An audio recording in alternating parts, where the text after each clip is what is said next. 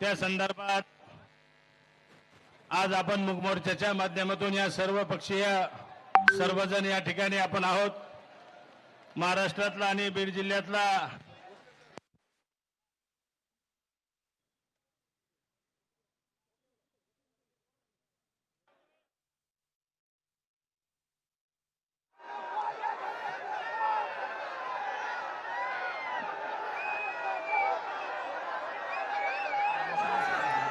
तर आपण बघतोय यावेळेस बीडमध्ये हा मूक मोर्चा निघालेला आहे आणि या मोर्चामध्ये संभाजीराजे छत्रपती देखील आता व्यासपीठाच्या दिशेने निघालेले आहेत। मोठ्या संख्येनं बीडची जनता जी आहे ती बीडमध्ये जो दहशतवाद गेल्या काही वर्षांपासून फोफावला त्या विरोधात खरं तर इथं आलेली आहे। ही थेट दृश्य बीडमध्ये निघालेला मूक मोर्चा आता मात्र जनतेच्या संतप्त भावनांनी आपण बघतोय की या मोर्चाला एक निषेधाचा आवाज पाहायला मिळतोय। सरपंच हत्ये प्रकरणी सगळे बीडवासी जे आहेत ते इथं आक्रमक झाले। जिल्ह्याला वेठीला धरणाऱ्या लोकांवर कारवाई करा अशी मागणी या मोर्चेकऱ्यांनी केलेली आहे। जिल्हाधिकारी कार्यालयावर हा मोर्चा धडकला आणि तिथं जिल्हाधिकाऱ्यांना निवेदनही देण्यात येईल। संतोष देशमुखांना न्याय मिळवून देण्यासाठी सर्व पक्षीयांनी इथं आक्रोश केलेला आहे। या मोर्चामध्ये सहभाग घेतलेला आहे। बीडची जनता देखील या मोर्चामध्ये संतोष देशमुखांच्या मारेकऱ्यांना न्याय मिळवून देण्यासाठी इथं आक्रमक झालेली आहे। बीडमध्ये हा मूक मोर्चा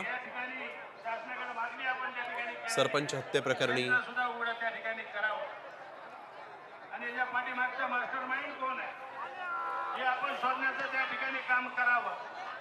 आज या ठिकाणी सगळ्यांना माहिती आहे ही हत्या कशातून झाली, कशामुळे झाली आणि आज सरपंच म्हणून 15 वर्ष जे गावाचा विकास आणि समाजसेवा जे करत होते शेवटी त्यांचा अंत सुद्धा समाजसेवा करतानाच त्या ठिकाणी झालेला आहे। कारण गावातल्या एक व्यक्तीला त्या ठिकाणी तडपाने मारण्याचं त्या ठिकाणी काम करत होते। त्या ठिकाणी खंडणी मारायला जे लोक आले होते त्यांना त्या ठिकाणी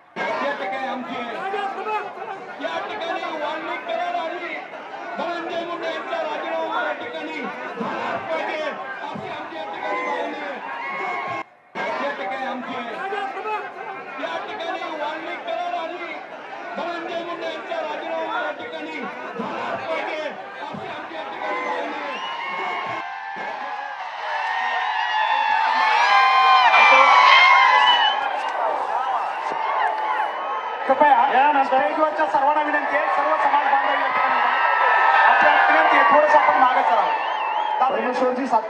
परमेश्वरजी सातपुते 2 मिनिटांमध्ये आपल्या भावना व्यक्त फक्त 2 तर आपण बघतोय या ठिकाणी बीडमध्ये हा मूक मोर्चा संतोष देशमुखांना न्याय मिळवून देण्यासाठी सर्व पक्षीयांनी इथं आक्रोश केलेला आहे। बीडच्या नागरिकांनी देखील या मोर्चामध्ये सहभाग घेऊन बीडमधला दहशतवाद संपवण्यासाठी इथं आक्रोश केलेला आहे। जिल्हाधिकारी कार्यालयावर हा मोर्चा येऊन धडकला। डॉक्टर बाबासाहेब आंबेडकरांच्या पुतळ्यापासून हा मोर्चा निघाला जो आता जिल्हाधिकारी कार्यालयावर आलेला आहे। या मोर्चामध्ये संभाजीराजे छत्रपती ही सहभागी झालेले आहेत। संतोष देशमुख यांचा कुटुंबीय देखील या मोर्चात सहभागी झालेला आहे। सर्व जनतेला आदरणीय सुरेश अण्णा धस, संदीप भैया, जितेंद्र आव्हाड साहेब, संभाजीराजे सर्वच आमदार या ठिकाणी नतमस्तक होत आहेत। सर्व जनतेच्या भावना आदरणीय अण्णाने आव्हाड साहेबांनी या ठिकाणी समजून घेतलेल्या आहेत। आपल्याला लवकरच मार्गदर्शन या ठिकाणी संदीप भैया आपल्या सर्व जनतेला त्या ठिकाणी नतमस्तक होत आहेत। या मोर्चाच्या निमित्तानं मी आपला सर्वांचा सहकारी म्हणून बीड जिल्ह्यातून आलेल्या तमाम सर्व नागरिकांचा आणि संतोष अण्णा देशमुख यांना न्याय देण्याच्यासाठी मागणी करण्याच्यासाठी हक्काची मागण्याचे करण्याच्यासाठी आलेले सर्वच नागरिकांचं बीड जिल्ह्यातील जनतेचं मनापासून स्वागत करतो. बांधवांना थोडंसं बोलतोय. या ठिकाणी संतोष अण्णा देशमुख यांच्या कुटुंबियाला न्याय मिळाला पाहिजे.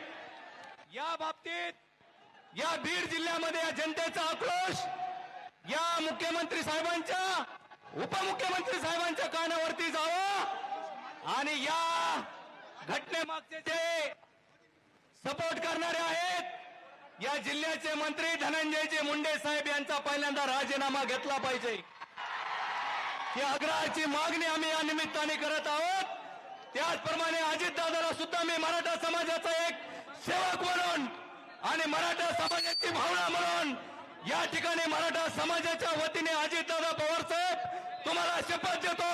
तुमचा जर डीएनए मराठ्याचा असेल तर धनंजय मुंडेच्या मंत्रिमंडळात सुद्धा भावना माझी नाही, या बीड जिल्ह्यातील तमाम जनतेची भावना आहे.